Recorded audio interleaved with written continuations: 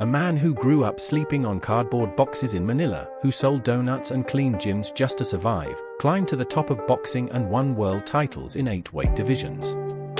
Manny Pacquiao made hundreds of millions of dollars, became a national hero, entered politics, and then watched as lawsuits, tax problems, broken contracts, failed campaigns, and personal demons chipped away at nearly everything he built.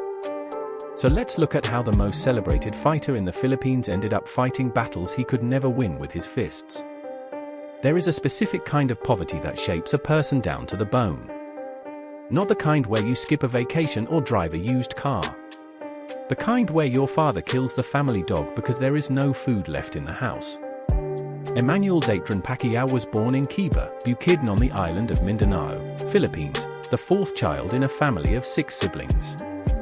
His family's poverty was so severe that his father was forced to kill their pet dog for food. The island of Mindanao, where Pacquiao spent his earliest years, is the 2nd largest island in the Philippines and one of its poorest regions. While the capital city of Manila gleamed with wealth and opportunity, Mindanao was, and in many ways still is, a world apart. The poverty in rural Mindanao wasn't just economic, it was existential.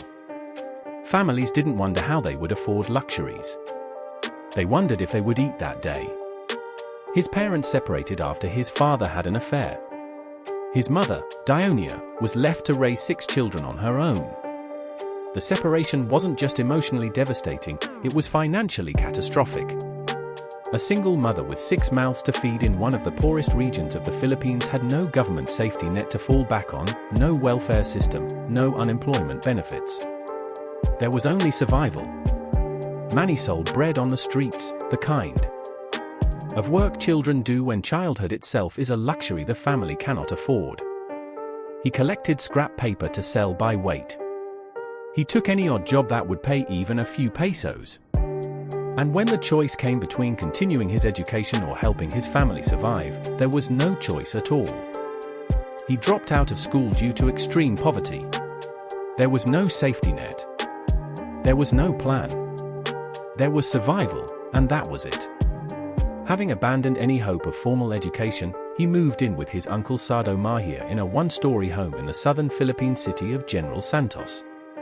Mahia, who had no formal training as a fighter, would go on to become the future star's first boxing trainer. The training was rudimentary. There was no state-of-the-art gym, no nutritionist, no sports psychologist. There was a makeshift ring, worn gloves, and a dream that seemed impossible from where they were standing. Pacquiao was regarded as one of the best junior boxers in the country and frequently competed in a public park in General Santos.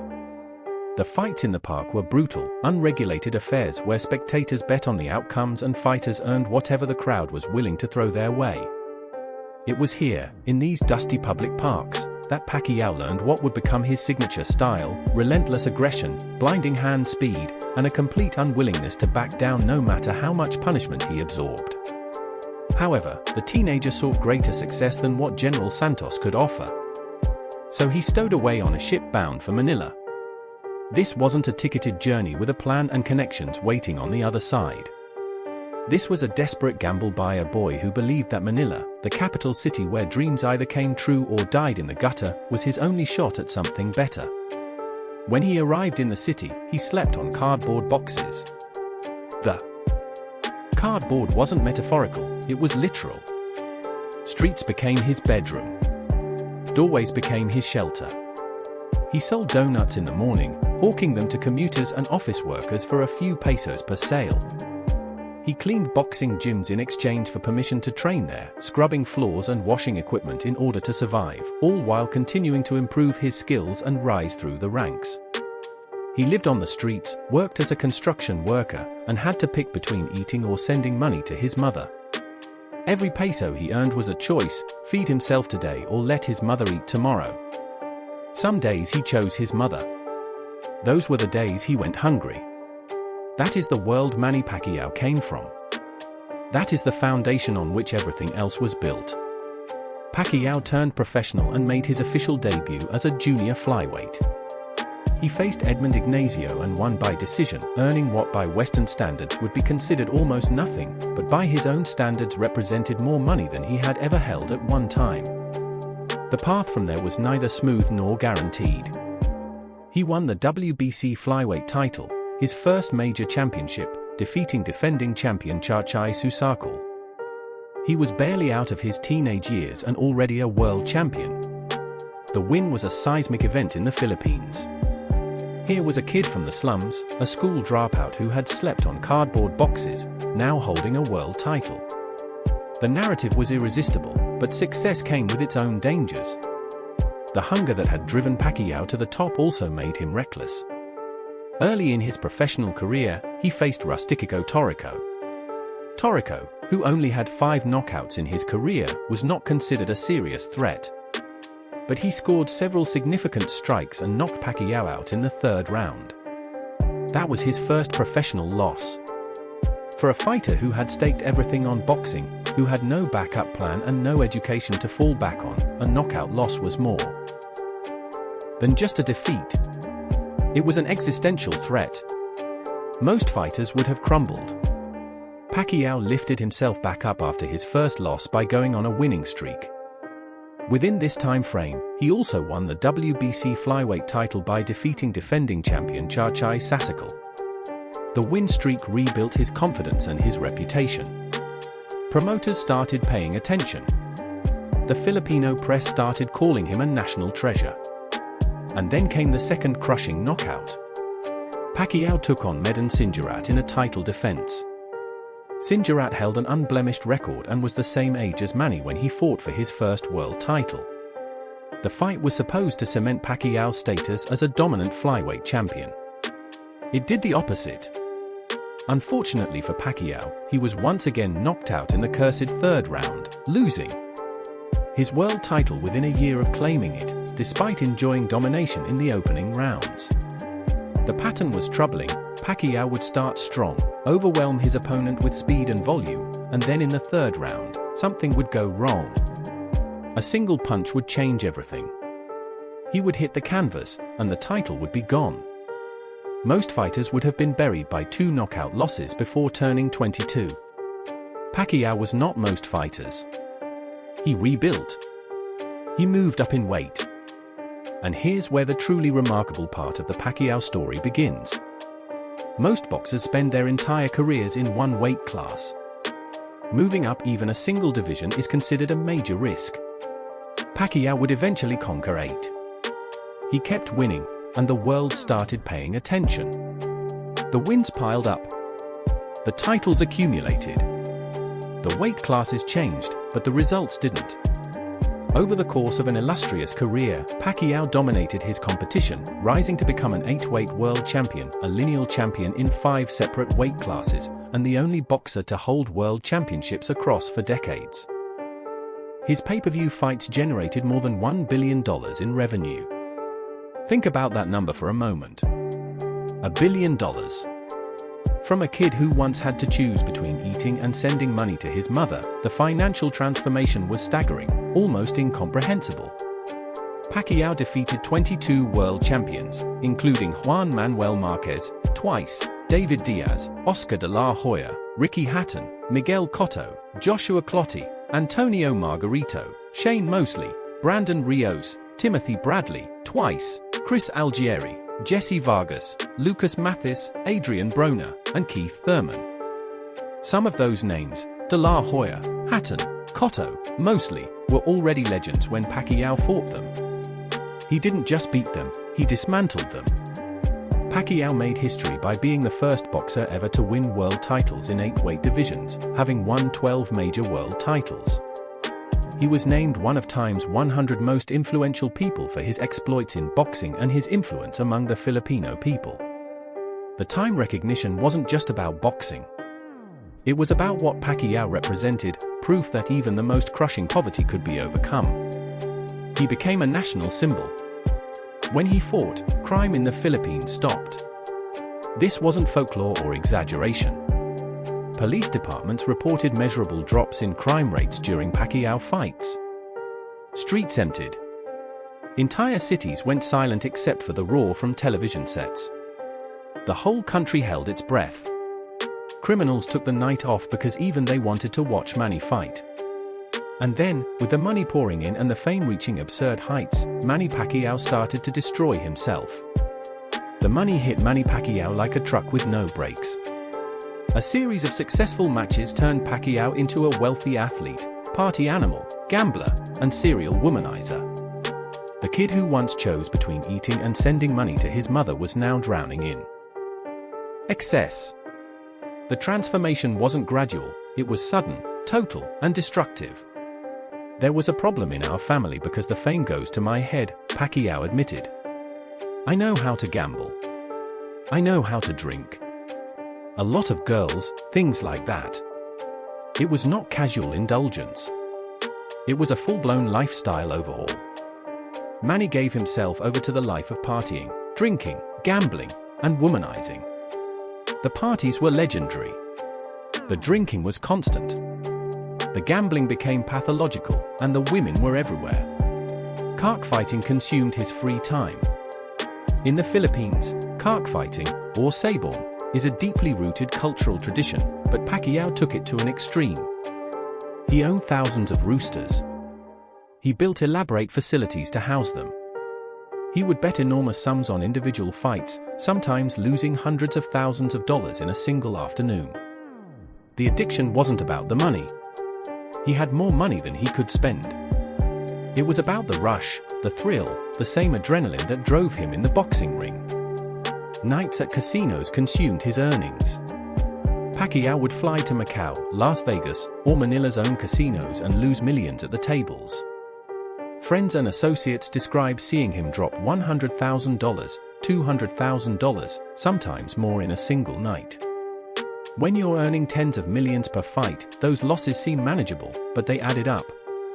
And the gambling wasn't limited to casinos and cockfighting. Pacquiao would bet on basketball games, on card games, on anything that offered action. Women who were not his wife consumed his attention. The affairs were not discreet. In some cases, they were barely hidden. Pacquiao has a child out of wedlock and, according to reports that his friends and associates confirmed, had an extramarital affair with an actress he met more than a decade ago. The actress was well known in the Philippines. The affair was an open secret within Pacquiao's inner circle. Pacquiao's dalliances were not unknown to wife Jinky, but it was Pacquiao's affair with the actress that almost broke his marriage. This was not tabloid gossip from unnamed sources. This was confirmed by people who worked directly with Pacquiao, who saw the relationship firsthand. At the time, there were even separate teams rooting for the wife and for the actress within the athlete's boxing camp. As the actress would also join the trainings, the boxing camp, the place where Pacquiao was supposed to be focused on preparing for fights, had become a soap opera. Trainers, sparring partners, managers, and staff split into factions. Some sided with Jinky, the loyal wife who had stood by Pacquiao since before the money came. Others were charmed by the actress, who was beautiful, attentive, and present in ways that Jinky, who was raising their children, could not always be. Jinky said that Pacquiao had plans to leave the family to be with the actress. By then, the husband and wife were no longer talking for months. Months of silence in a marriage. Months where Pacquiao's children watched their parents live in the same house but refused to speak to one another. His own wife gave an interview where she described the depth of the betrayal. Jinky said they had plans of moving in together. There were other girls who were linked with him before, but even Manny said that woman is different. The woman is caring, and she hangs out with the boys of the team when there is a boxing fight. The fact that even Pacquiao admitted this woman was different revealed how serious the affair had become. This wasn't just another fling. This was a relationship that threatened to permanently destroy his family. Pacquiao's marriage teetered on the edge. His finances were hemorrhaging from gambling and lavish spending. The man who had once been so careful with money, who had sent every spare peso to his mother even when he was starving, was now burning through millions with nothing to show for it. When members of his own family needed help, when people from his hometown came to him with emergencies, Manny, a champion boxer, was unable to help because he had spent all his money on frivolous things, gambling, and women. That was his lowest point, to realize he had finally achieved position and fame and yet had failed his family. The realization hit him during a particularly dark moment alone in a hotel room, somewhere between fights, between parties, between affairs. Then came the reckoning. Pacquiao said, "I was alone in my room and I was crying uncontrollably. I asked myself, what should I do?" During this time, Pacquiao didn't like himself and described himself as an alcoholic, a womanizer, and a gambling addict. The self-awareness was brutal and complete. He looked at himself and what he had become and was disgusted. The kid from the slums, who had overcome impossible odds to become a world champion, had turned into exactly the kind of person he would have once despised. His associates described the transformation as abrupt and total. Pacquiao underwent what his friends call a radical change. The shift wasn't gradual. It was sudden, dramatic, and, to those who knew him, almost unbelievable.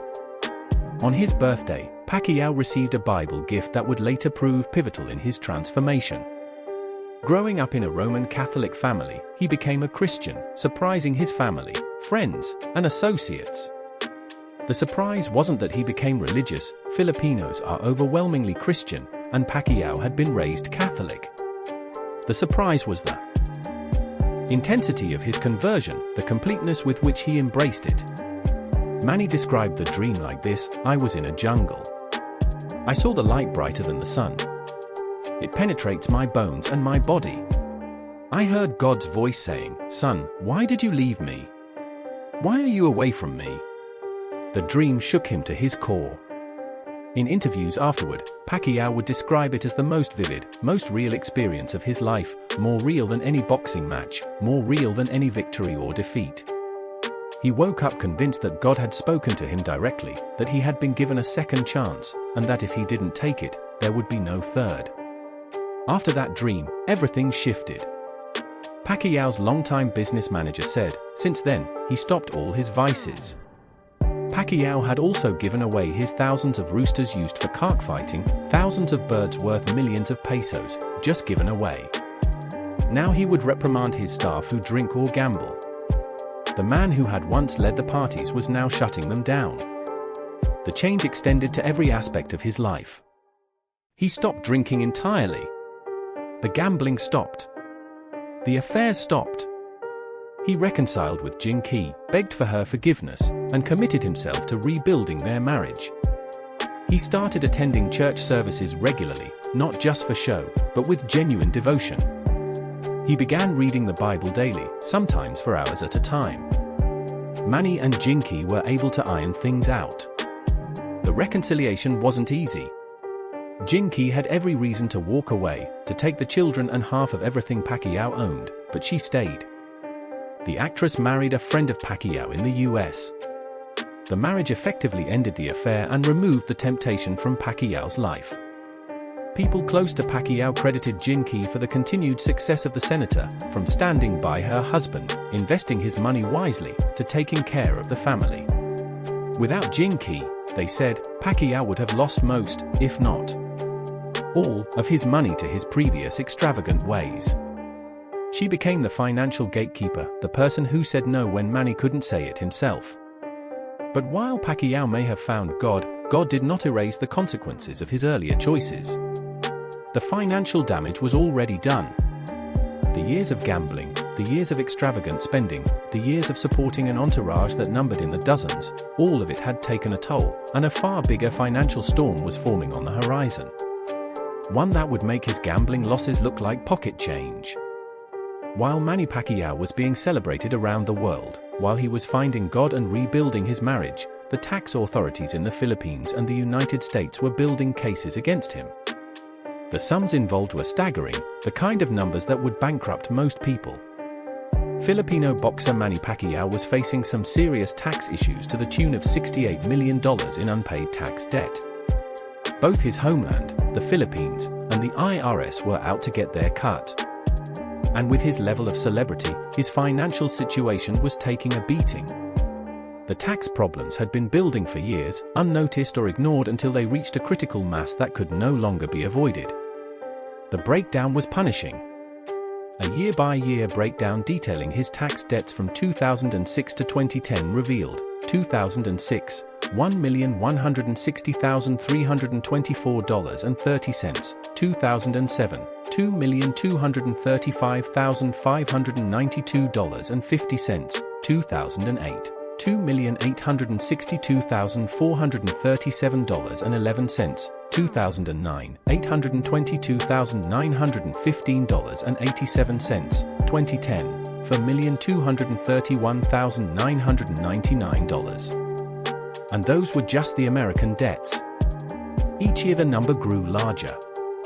Each year the interest and penalties compounded. And those figures were only what the IRS was claiming. The Philippine side was far worse. The Bureau of Internal Revenue, BIR, filed charges against Sarangani representative and boxing icon Manny Pacquiao for violating the National Internal Revenue Code. The BIR wanted to investigate 33 tax records, including Pacquiao's annual income tax return, his book of accounts, list of assets, as well as his earnings from his fights against Antonio Margarito and Joshua Clottey. The investigation was thorough, aggressive, and very public. The BIR's position was simple: Pacquiao had earned hundreds of millions of dollars fighting in the United States, and he owed taxes on those earnings to the Philippines. Pacquiao's position was equally simple: he had already paid taxes on those earnings to the United States, and a tax treaty between the two countries meant he shouldn't have to pay twice. The legal battle would drag on for years. The Philippine Bureau of Internal Revenue froze Manny Pacquiao's Philippine bank accounts due to alleged failure to pay 2.2 billion pesos in taxes from his earnings in the United States. Consider what that means for a moment. One of the richest athletes in the Philippines had his bank accounts frozen by his own government. Not just one account, all of them. Every peso he had in the country was suddenly inaccessible. Authorities were seeking $50 million in back taxes and had frozen his bank accounts as the claim remained pending. They were convinced that Pacquiao was hiding just how much he had earned. The Bureau had surveyed 22 different banks, and only 2 deposits were in Pacquiao's name for a grand total of $25,200. The disparity was suspicious. A fighter earning tens of millions per bout should have had far more than $25,200 in Philippine bank accounts. The BIR suspected, probably correctly, that Pacquiao's money was being held elsewhere, in other people's names, in offshore accounts, anywhere but where the Philippine government could easily tax it. The timing of the frozen accounts was devastating. Manny Pacquiao claimed he had to borrow tens of thousands of dollars to send relief to victims of Typhoon Haiyan because his bank accounts had been frozen by the Philippine government as it pursued $50 million in taxes it claimed he owed. Typhoon Haiyan, known in the Philippines as Typhoon Yolanda, killed more than 6,000 people and left millions homeless. And Manny Pacquiao, the national hero, the people's champion, couldn't send money to help because the government had seized every peso he had. A national hero who couldn't help his own people during one of the worst natural disasters in Philippine history because the government had seized every cent he had in the country. The irony was cruel. The man who had once been so poor he had to choose between eating and sending money to his mother was now so entangled in financial and legal problems that he couldn't help even when he wanted to. Manny himself said that he wasn't required to pay any additional taxes to the Philippines, especially not $50 million, because of a treaty that prevents double taxation. His promoter, Bob Arum, had submitted correspondence showing taxes had been withheld in the US. The US-Philippines tax treaty is clear: income earned and taxed in one country should not be taxed again in the other. But the Philippine BIR demanded certified IRS documents, and those documents were slow in coming. The bureaucracy was grinding and relentless. Because of new federal tax rates, Pacquiao specifically requested not to fight in the US anymore. The tax pressure was so intense it was dictating where he could even earn a living. Think about that. Pacquiao, one of the biggest pay-per-view draws in boxing history, was refusing to fight in the United States, the most lucrative boxing market in the world, because the tax burden had become unbearable. Meanwhile, on the American side, Pacquiao's tax troubles had already spawned their own lawsuits. According to one suit, Manny's tax issues seriously affected his ability to fight. The accountants claimed they straightened out his money problems and even let Pacquiao borrow some cash, but Manny never paid them back and totally ignored the bill. Pacquiao had to borrow money from the accountants. Then, in a move that would damage his reputation significantly, he decided that he wasn't going to pay the accountants back, so they filed a lawsuit. Pacquiao was reportedly $649,169.95 in debt to his accountants. Not paying the accountants was short-sighted and petty. These were the people who had helped him navigate his tax nightmare, who had loaned him money when his own accounts were frozen, and he stiffed them.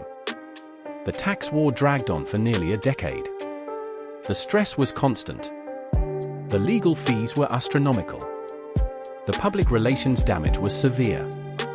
Pacquiao, who had been regarded as a hero, was now being discussed in the Philippine press as a potential tax cheat, as someone who had made hundreds of millions of dollars and refused to pay his fair share.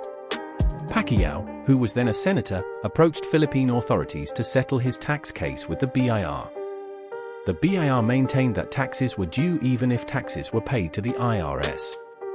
The negotiations were tense and complex, involving teams of lawyers on both sides.